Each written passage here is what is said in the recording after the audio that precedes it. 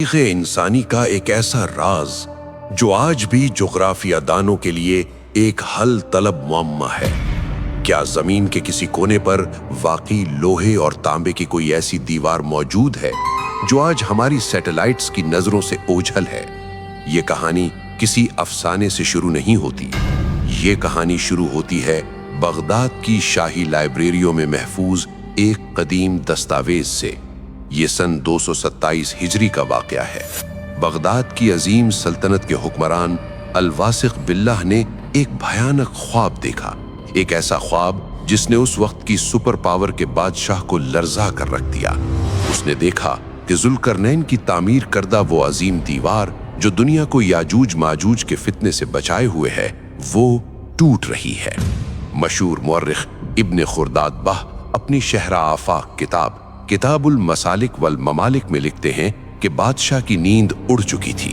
اسے کسی ایسے شخص کی تلاش تھی جو صرف جنگجو نہ ہو بلکہ ایک محقق بھی ہو، جو تلوار سے زیادہ زبانوں اور نقشوں پر عبور رکھتا ہو۔ اور اس طرح تاریخ کے سب سے بڑے ایکسپیڈیشن کے لیے سلام الترجمان کا انتخاب کیا گیا۔ سلام کوئی عام درباری نہیں تھا۔ تاریخ کی مستند کتابیں بتاتی ہیں کہ وہ 30 مختلف زبانیں روانی سے بول سکتے تھے۔ اس دور میں جب گوگل میپس کا وجود نہیں تھا، سلام وہ شخص تھے جو ستاروں کی چال دیکھ کر راستہ نکالتے تھے۔ بادشاہ نے سلام کو بلایا اور کہا، مجھے خبر ملی ہے کہ دیوار میں شگاف پڑ گیا ہے۔ میں چاہتا ہوں کہ تم خود جاؤ، اپنی آنکھوں سے دیکھو اور مجھے خبر لا کر دو۔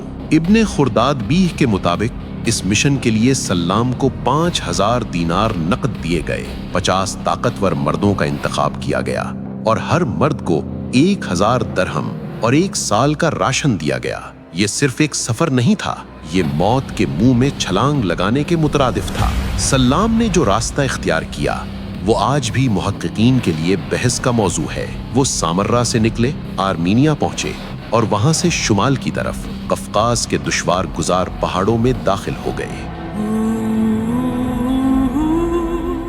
جیسے جیسے قافلہ شمال کی طرف بڑھ رہا تھا، دنیا بدل رہی تھی۔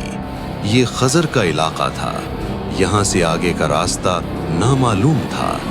سلام اپنی یادداشتوں میں ایک ایسی زمین کا ذکر کرتے ہیں جسے ارض سیاہ یعنی کالی زمین کہا گیا۔ یہ جگہ اتنی پراسرار تھی کہ وہاں کی مٹی سے شدید بدبو آتی تھی۔ محققین کا خیال ہے کہ یہ شاید وہ علاقے تھے جہاں آج تیل اور گیس کے کنویں پائے جاتے ہیں، یا شاید کوئی دلدلی علاقہ۔ سلام لکھتے ہیں، ہمیں حکم دیا گیا کہ ہم اپنی ناک پر سرکہ لگا کر رکھیں، ورنہ وہ زہریلی ہوا ہمیں مار ڈالتی۔ راستے میں ویران شہر ملے، ٹوٹی ہوئی عمارتیں۔ جب مقامی لوگوں سے پوچھا گیا تو انہوں نے لرزتے ہوئے جواب دیا، یہ وہ بستیاں ہیں جنہیں یاجوج ماجوج نے ماضی میں تباہ کر دیا تھا۔ یہاں ہر قدم پر خوف کا سایہ تھا۔ 16 مہینے، جی ہاں 16 مہینے مسلسل سفر کرنے کے بعد وہ اس مقام پر پہنچے جسے آج ہم آئرن گیٹ یعنی لوہے کا دروازہ کہتے ہیں۔ یہ وہ لمحہ تھا جس کے لیے یہ سفر کیا گیا تھا۔ سلام و ترجمان ایک پہاڑی درے کے سامنے کھڑے تھے۔ 2 بلند و بالا پہاڑوں کے درمیان ایک دیو ہیکل مصنوعی رکاوٹ۔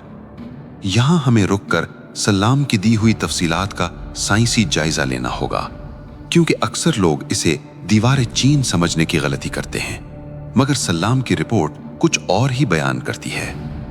سلام نے دیکھا کہ دیوار پتھروں کی نہیں بلکہ لوہے کی بڑی بڑی اینٹوں سے بنی تھی، اور ان اینٹوں کو جوڑنے کے لیے پگھلا ہوا تانبا استعمال کیا گیا تھا۔ یہ بالکل وہی ٹیکنالوجی ہے جس کا ذکر قرآن مجید کی سورہ کہف میں آیا ہے۔ دروازے کی چوڑائی 150 ہاتھ تھی۔ اس پر ایک عظیم الشان قفل لگا ہوا تھا جس کی لمبائی 7 ہاتھ تھی۔ لیکن سلام صرف دیکھنے نہیں گئے تھے، وہ پرکھنے گئے تھے۔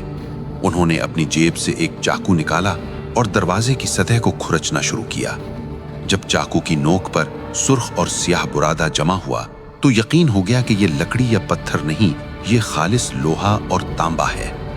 سلام نے وہاں کے قلعے کے نگہبانوں سے پوچھا، کیا تم نے ان مخلوقات کو دیکھا ہے؟ निगहबानों ने जवाब दिया, नहीं, लेकिन हम हर जुमे को हथौड़े से इस दरवाजे पर ज़रब लगाते हैं और दूसरी तरफ से हमें शोर सुनाई देता है। सल्लाम ने तस्दीक की कि दीवार अभी टूटी नहीं है। शिगाफ की खबर झूठी थी, मगर सवाल ये पैदा होता है कि सल्लाम ने जो देखा वो आज कहाँ है।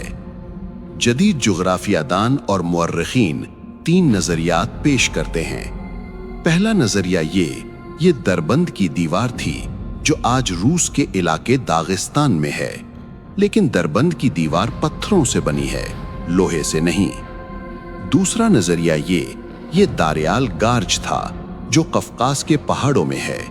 यहाँ कदीम जमाने में लोहे के दरवाजे मौजूद थे। और तीसरा नजरिया जो सबसे ज्यादा हैरान कुन है कि ये मकाम अब अल्लाह के हुक्म से हमारी नजरों से मख्फी कर दिया गया है, जैसे बरमूदा ट्रायंगल या दीगर राज। शायद ये मकाम किसी और डायमेंशन में है।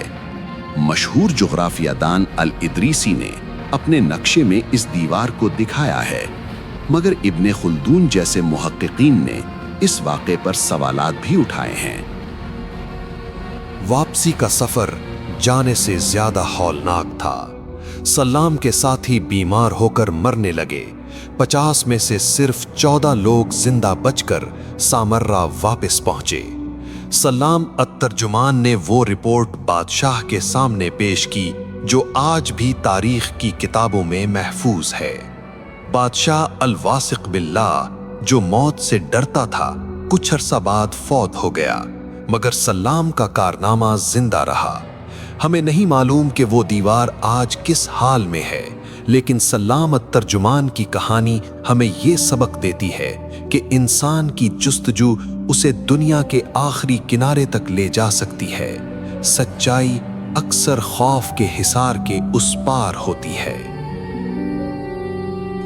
तारीख के सीने में ऐसे हजारों राज दफन हैं जो अभी बेनकाब होना बाकी हैं। हमारी दुनिया उससे कहीं ज्यादा पुरअसरार है जितना हम जानते हैं। अगर आप भी हमारे साथ वक्त के समंदर में गोता लगाना चाहते हैं और तारीख के उन गुमशुदा औराक को पलटना चाहते हैं, तो हमारे चैनल के सफर में शामिल हो जाएं। सब्सक्राइब कीजिए